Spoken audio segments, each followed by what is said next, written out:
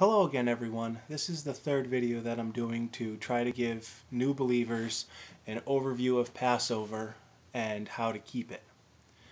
Again, this is aimed towards people who are just learning about the feast and who don't have any idea about where to start and what to do. This is to try to help them to get started on keeping the feast. So, Passover remembers the Exodus from Egypt, when the Israelites were slaves and Moses came and God freed them from their slavery and took them out of the land of Egypt. And it also remembers our being set free from the slavery, the bondage of sin, when Yeshua came as the Messiah and set us free from that. Now, how to keep Passover and unleavened bread. Passover is a meal, and unleavened bread is a week-long feast. And Passover meal starts the beginning of unleavened bread, and then unleavened bread continues on for a full week. So just keep that in mind as we go through this. Preparation for Passover unleavened bread. The word says to remove all of the leaven and leavened bread from your house. It says that you can have none of it is to be found in your dwelling place, and you're not to eat any leavened bread for the 7 days of the Feast of Unleavened Bread. So what you would normally do is spend some time beforehand, before the feast, cleaning out your home, going through your whole house and removing leaven. Some people take about 2 weeks. That's usually what we do. We take about 2 weeks time to go through the house top to bottom, clean out all the bedrooms, all the rooms in the house, looking for little bits of leavened bread and little bits of leaven. It's really a great time of reflection. Now, leaven is a picture of doctrine. It's a picture of man's doctrine and corrupt doctrine, and we're to remove that from ourselves. And the Feast of Unleavened Bread is 7 days. Now, 7 is the number of completion, and so I personally believe that the picture that God's conveying in this is that He wants us to completely remove all of man's influence and all of man's doctrine and all of man's corruption from our lives. And it's really amazing going through each room in the house, and you move a piece of furniture out of the way and you find a little piece of bread that you had no idea that it was there or even how it got there. And it really helps drive the point home about looking through our hearts, looking through our lives, and finding the things that are in us that God doesn't want there, and allowing Him to search through our hearts and remove those things from our lives. And it's a great time to spend as you're cleaning, just praying and seeking your heart, searching your heart and seeking God and seeking His face, and just removing yourself from the influences of man's religion. So that's the big way that you get ready for the Feast of Passover and the Feast of Unleavened Bread. So for the feast, Yahweh commanded that unleavened bread be eaten. He commanded that for the Passover meal, the Passover lamb would be eaten, and that also bitter herbs would be eaten to remember the bitterness of the slavery. Now, because the temple is no longer there, we can't, according to the word, have the Passover lamb. He commanded that the Passover lamb would be sacrificed at the temple in Jerusalem, and since that is not there, we cannot fulfill that part of the feast. If we tried to have this Passover lamb, we would actually be breaking God's word. Now, that's not to say that you can't still have lamb at your Passover meal. You're welcome to have lamb or goat. Both were acceptable as a sacrifice if you so choose to. But understand that Yeshua, Jesus, is our Passover lamb, and that He fulfills that picture. One thing I forgot to mention, leaven. What is leaven? As far as a practical, what do we need to remove from our house?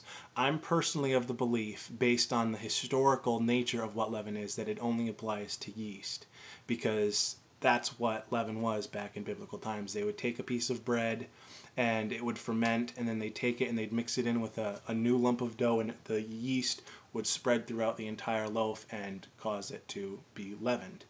And then they would pinch off a little piece of that and save it aside until they made their next batch. And it's a living organism. It's something that actually goes through the whole lump and causes it to rise. I don't think things like baking powder or baking soda or those other chemical leavening agents apply as leaven. I still wouldn't eat them during that time, because they they are puffed up, but as far as needing to remove them from your house, I think if you've got baking soda or baking powder in your home, that it's not something that needs to be removed.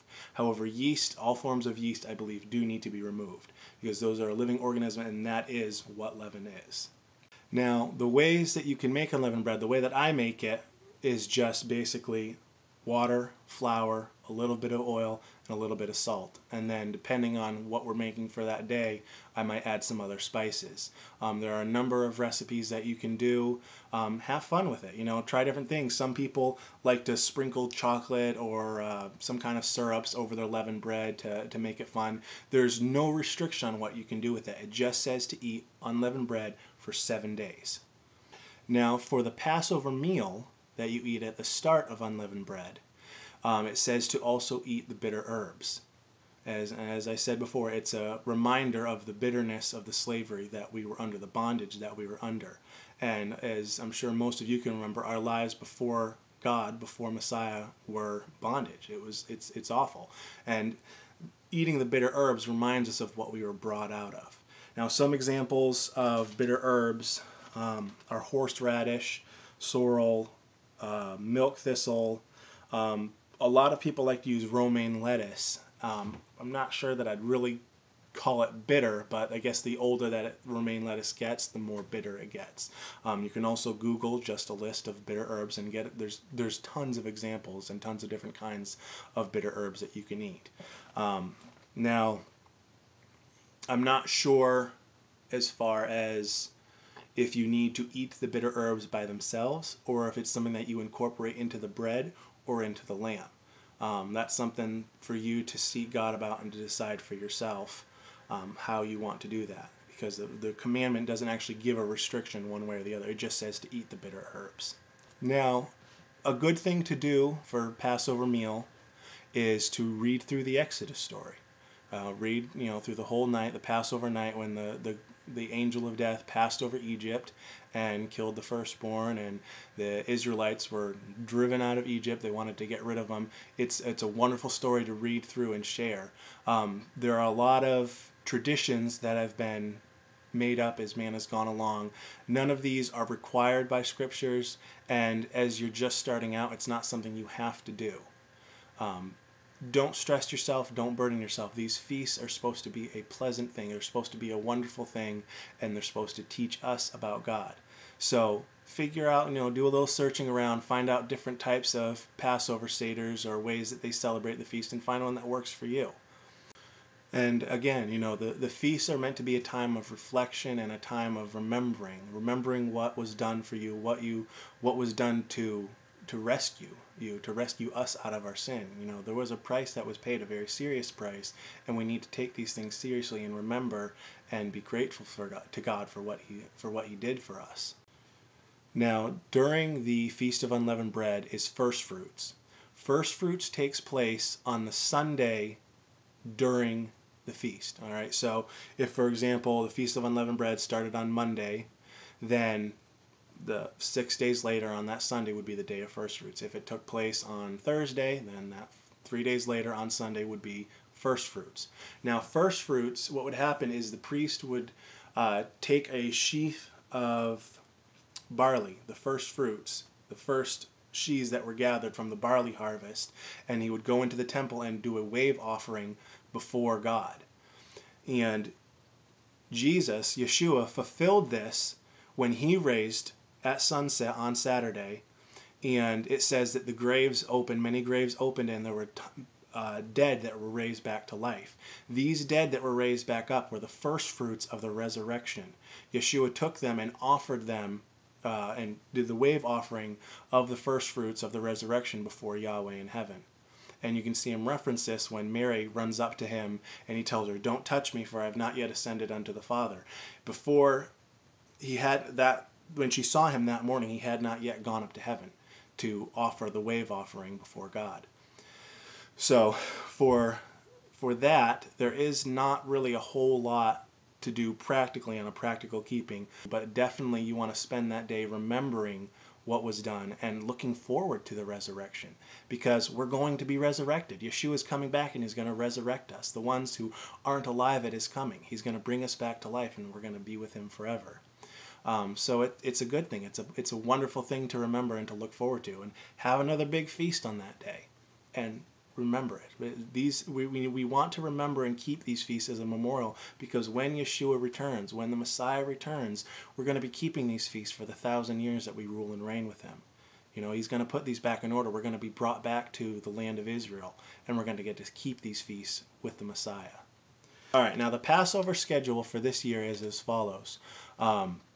Passover is on April 14th, Monday, and the biblical day, of course, starts the night before, but Passover is just the meal that takes place at the end of the 14th, and it goes into the 15th. So this is the way it's going to work.